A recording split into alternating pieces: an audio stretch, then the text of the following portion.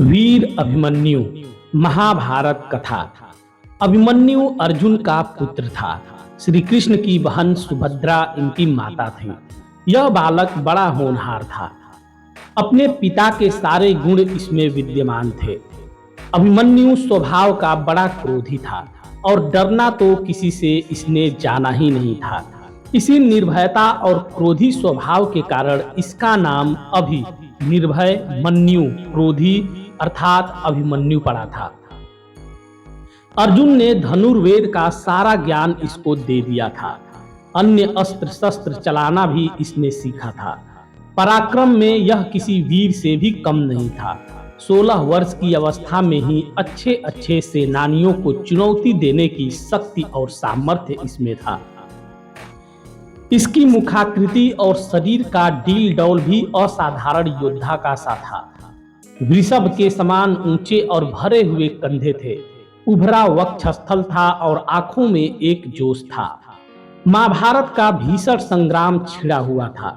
पितामह धराशायी हो चुके थे। उनके पश्चात गुरु द्रोणाचार्य ने कौरवों का सेनापतित्व संभाला था। अर्जुन पूरे पराक्रम के साथ युद्ध कर रहा था। प्रचंड अग्नि के समान वह बाणों की वर्षा करके कौरव सेना को विचलित कर रहा था। द्रोणाचार्य कितना भी प्रयत्न करके अर्जुन के इस वेग को नहीं रोक पा रहे थे।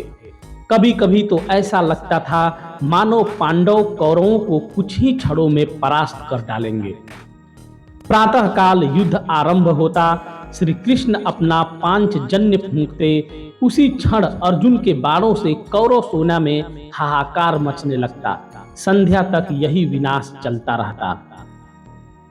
दुर्योधन ने इससे चिंतित होकर गुरु द्रोणाचार्य से कहा, हे आचार्य, यदि पांडवों की इस गति को नहीं रोका गया तो कौरव सेना किसी भी क्षण विचलित होकर युद्ध भूमि से भाग खड़ी होगी। अतः कोई ऐसा उपाय करिए जिससे पांडवों की इस बढ़ती शक्ति को रोका जाए और अर्जुन के सारे प्रयत्नों को निष्फल किया जाए।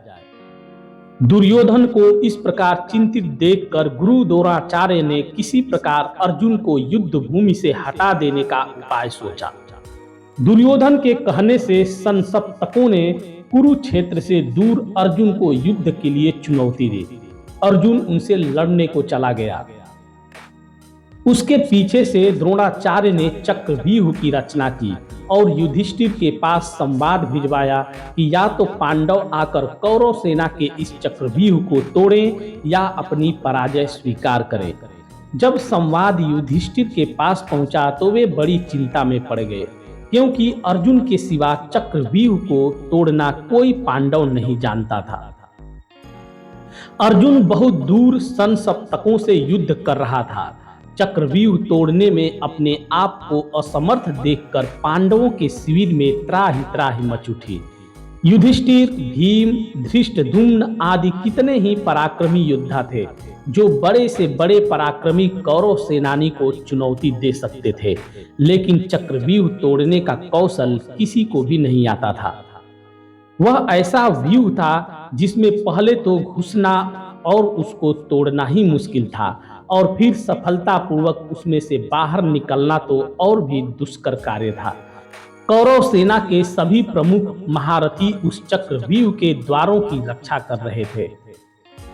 जब सभी किंकर्तव्य विमूढ़ होकर सभा में बैठे हुए थे और अर्जुन के बिना सिवाय इसके कि वे अपनी पराजय स्वीकार कर लें कोई दूसरा उपाय उनको नहीं सूझ पड़ रहा था, तभी अभिमन्यु वहां आया और सभी को गहन चिंता में डूबा हुआ पाकर युधिष्ठिर से पूछने लगा कि चिंता का क्या कारण है। युधिष्ठिर ने सारी बात बता दी। उसे सुनकर वह वीर बालक अपूर्व साहस के साथ बोला, आर्य, आप इसके लिए चिंता न करें। दुष्ट कौरवों का यह षड्यंत्र किसी प्रकार भी सफल नहीं हो सकेगा। यदि अर्जुन नहीं है तो उनका वीर पुत्र अभिमन्यु तो यहाँ है। आप दुर्योधन की चुनौती स्वीकार कर लीजिए, मैं चक्रव्यूह को तोड़ने के लिए जाऊंगा। अभिमन्यु की बात सुनकर सभी को आश्चर्य होने लगा। एक साथ सबकी नीचे झुकी हुई गर्दनें ऊपर उठ गई। फिर भी युधिष्ठिर ने इसे अभिमन्यु की नादानी ही समझा। उन्होंने पूछा, बेटा, तुम्हारे पिता अर्जुन के सिवा इनमें से कोई भी चक्रव्यूह भेदना नहीं जानता, फिर तुम कैसे इसका भेदन कर सकते हो? हाय, आज अर्जुन होता तो यह अपमान न सहना पड़ता। संध्या काल तक भी अर्जुन नहीं आ सकेगा। युधिष्ठिर घोर चिंता एवं विषाद में पड़ गए। युधिष्ठिर को असहाय एवं चिंता में देखकर अभिमन्यु ने सिंह की तरह गरज कर कहा, आर्य, आप मुझे बालक न समझे। मेरे रहते पांडवों का गौरव कभी नहीं मिट सकता। मैं चक्रव्यूह को भेदना जानता हूँ। पिता ने मुझे चक्रव्यूह के भीतर घुसने की क्रिया तो बतला दी थी, लेकिन उससे बाहर निकलना नहीं बताया था।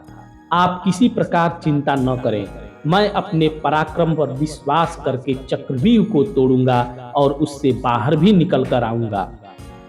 आप चुनौती स्वीकार कर लीजिए और युद्ध के लिए मुझे आज्ञा देकर शंख बजा दीजिए। उस दुर्योधन को संदेश भिजवा दीजिए कि वीर धनंजय का पुत्र अभिमन्यु उनकी सारी चाल को निष्फल करने के लिए आ रहा है। कितनी ही बार अभिमन्यु ने इसके लिए हठ किया। परिस्थिति भी कुछ ऐसी थी। युधिष्ठिर ने उसको आज्ञा दे दी। अभिमन्यु अपना धनुष लेकर युद्ध भूमि की ओर चल दिया। उसकी रक्षा के लिए भीमसेन, धृष्टद्युम्न और सात्यकी भी साथ चले। चक्रव्यूह के पास पहुंचकर अभिमन्यु ने बाणों की वर्षा करना आरंभ कर दिया और शीघ्र ही अपने पराक्रम से उसने पहले द्वार को तोड़ दिया और वह तीर किसी गति से व्यूह के अंदर घुस गया। लेकिन भीमसेन, सात्यकी और धृष्टद्युम्न उसके पीछे व्यूह में नहीं घुस पाए। उन्होंने कितना ही पराक्रम दिखाया, लेकिन जयद्रथ ने उनको रोक लिया और वहीं से अभिमन्यु अकेला रह गया। अर्जुन का वह वीर पुत्र अद्भुत योद्धा था। व्यूह के द्वार पर उसे अनेक योद्धाओं से भीषण युद्ध करना पड़ा था, लेकिन उसका पराक्रम प्रचंड अग्नि के समान था। जो कोई उसके सामने आता था या तो धराशायी हो जाता या विचलित होकर भाग जाता था। इस तरह व्यूह के प्रत्येक द्वार को वह तोड़ता चला जा रहा था। कौरवों के महारथियों ने उस वीर बालक को दबाने का कितना ही प्रयत्न किया, लेकिन वे किसी प्रकार भी उसे अपने वश में नहीं कर पाए। उसके तीक्ष्ण बाणों की मार से व्याकुल होकर दुर्योधन ने गुरु द्रोणाचार्य से कहा, हे आचार्य, अर्जुन का यह वीर बालक चारों ओर विचर रहा है और हम कितना भी प्रयत्न करके इसकी भीषण गति को नहीं रोक पाते हैं। एक के बाद एक सभी द्वारों को इसने तोड़ दिया है। यह तो अर्जुन के समान ही युद्ध कुशल और पराक्रमी निकला। अब तो पांडवों को किसी प्रकार पराजित नहीं किया जा सकता है। इसी प्रकार कर्ण ने भी घबराकर द्रोणाचार्य से कहा, हे गुरुदेव, इस पराक्रमी बालक की गति देखकर तो मुझको भी आश्चर्य हो रहा है। इसके तीक्ष्ण बाण मेरे हृदय को व्याकुल कर रहे हैं। यह ठीक अपने पिता अर्जुन के समान ही है। यदि किसी प्रकार इसको न रोका गया तो हमारी यह चाल व्यर्थ चली जाएगी। अतः किसी तरह से इसको चक्रव्यूह से जीवित नहीं निकलने देना चाहिए। द्रोणाचार्य अभिमन्यु की वीरता देखकर कुछ क्षणों के लिए चिंता में डूबे रहे। अर्जुन के उस वीर पुत्र ने कर्ण, दुशासन आदि महारथियों को पराजित कर दिया था और राक्षस अलम्बुस को युद्ध भूमि से खदेड़कर बृहद बल को तो जान से मार डाला था। दुर्योधन के सामने ही उसके बेटे लक्ष्मण को भी उसने मार डाला था। बड़े बड़े सूरवीर खड़े खड़े देखते रह गए और वह प्रचंड अग्नि की लपट की तरह सबको भस्म करता हुआ चक्रव्यूह को तोड़कर अंदर घुस गया। जब कौरवों के सारे प्रयत्न निष्फल चले गए तो उन्होंने छल से काम लेने की बात सोची। अलग अलग लड़कर कोई भी महारथी अभिमन्यु से नहीं जीत सकता था, इसलिए उन्होंने मिलकर उस पर आक्रमण करने का निश्चय किया। कृपाचार्य, कर्ण, अश्वत्थामा, बृहदबल, शकुनी का चचेरा भाई, कृतवर्मा और दुर्योधन आदि 6 महारथियों ने उसे घेर लिया और उस पर भीषण आक्रमण कर दिया। कर्ण ने अपने बाणों से उस बालक का धनुष काट डाला। भोज ने उसके घोड़ों को मार डाला और कृपाचार्य ने उसके पार्श्व रक्षकों के प्राण ले लिए। इस तरह अभिमन्यु पूरी तरह निहत्था हो गया, लेकिन फिर भी जो कुछ उसके हाथ में आया उससे ही वह शत्रुओं को विचलित करने लगा। थोड़ी ही देर में उसके हाथ में एक गदा आ गई। उससे उसने कितने ही योद्धाओं को मार गिराया। दुशासन का बेटा उसके सामने आया। घोर संग्राम हुआ। अकेला अभिमन्यु छह के सामने क्या करता। महारथियों ने अपने बाणों से उसके शरीर को छेद दिया। अब वह लड़ते लड़ते थक गया था। इसी समय दुशासन के बेटे ने आकर उसके सिर पर गदा प्रहार किया, जिससे अर्जुन का वह वीर पुत्र उसी क्षण पृथ्वी पर गिर पड़ा और सदा के लिए पृथ्वी से उठ गया। उसके मरते ही कौरवों के दल में हर्षध्वनि उठने लगी। दुर्योधन और उसके सभी साथी इस निहत्थे बालक की मृत्यु पर फूले नहीं समाये। किसी को भी उसके अन्याय से की गई हत्या पर तनिक भी खेद और पश्चाताप नहीं था। जब अभिमन्यु की मृत्यु का समाचार पांडव दल में पहुंचा तो युधिष्ठिर शोक से व्याकुल हो उठे। अर्जुन की अनुपस्थिति में उन्होंने उसके लाल को युद्ध भूमि में भेज दिया था। अब उनके आने पर वे उसको क्या उत्तर देंगे, इसका संताप उनके हृदय को व्याकुल कर रहा था। भीम भी अपने भतीजे की मृत्यु पर रोने लगा। वीर अभिमन्यु की मृत्यु से पांडवों के पूरे शिविर में हाहाकार मच गया।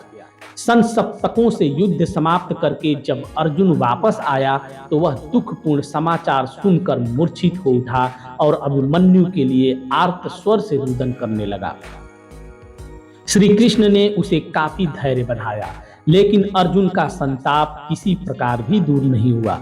प्रतिशोध की आग उसके अंतर में धधकने लगी और जब तक जयद्रथ को मारकर उसने अपने बेटे के खून का बदला न ले लिया तब तक उसको संतोष नहीं आया। श्री कृष्ण को भी अभिमन्यु की मृत्यु पर कम दुख नहीं हुआ था, लेकिन वे तो योगी थे। बालकों की तरह रोना उन्हें नहीं आता था। प्रतिशोध की आग उनके अंदर भी जल रही थी। उन्होंने स्पष्ट कहा था कि अपने भांजे अभिमन्यु की मृत्यु का बदला लिए बिना वह नहीं मानेंगे। अभिमन्यु की स्त्री का नाम उत्तरा था। वह मत्स्य नरेत विराट की पुत्री थी। अज्ञातवास के समय अर्जुन विराट के यहाँ उत्तरा को नाचने गाने की शिक्षा देते थे। बाद में विराट को सारा हाल मालूम हो गया था, इसलिए लोकापवाद के डर से वे अपनी पुत्री का विवाह अर्जुन के सिवा किसी अन्य पुरुष के साथ नहीं करना चाहते थे। अर्जुन के स्वीकार न करने पर विराट ने उत्तरा का विवाह उसी के पुत्र अभिमन्यु के साथ कर दिया। इन दोनों का विवाह बाल्यावस्था में ही हो गया था। उस युग में बाल विवाह की प्रथा तो इतनी प्रचलित नहीं थी, लेकिन विवाह के पीछे राजनीतिक कारण निहित था। पांडवों को इसके पश्चात मत्स्य नरेश से हर प्रकार की सहायता मिल सकती थी।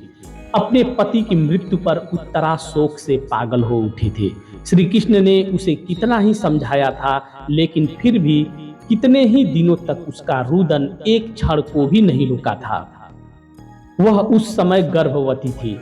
आतताई अश्वत्थामा ने पांडवों के वंश को समूल नष्ट कर देने के लिए इस गर्भस्थ बालक पर ब्रह्मास्त्र का प्रयोग किया था, लेकिन श्री कृष्ण ने उसे रोक लिया था और इस प्रकार श्री कृष्ण ने ही पांडवों के कुल की रक्षा की।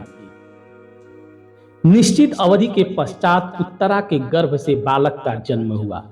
चूंकि सभी कुछ क्षय हो जाने के पश्चात इस बालक का जन्म हुआ था, इसलिए इसका नाम परीक्षित रखा गया। यही पांडवों की वंश परंपरा को आगे बढ़ाने वाला हुआ। तो दोस्तों, उम्मीद करता हूं कि आपको यह पौराणिक कथा पसंद आई होगी। ऐसे ही कथाओं के लिए, ऐसे ही वीडियो के लिए हमारे चैनल को जरूर सब्सक्राइब करें और इस वीडियो को जरूर लाइक करें। धन्यवाद।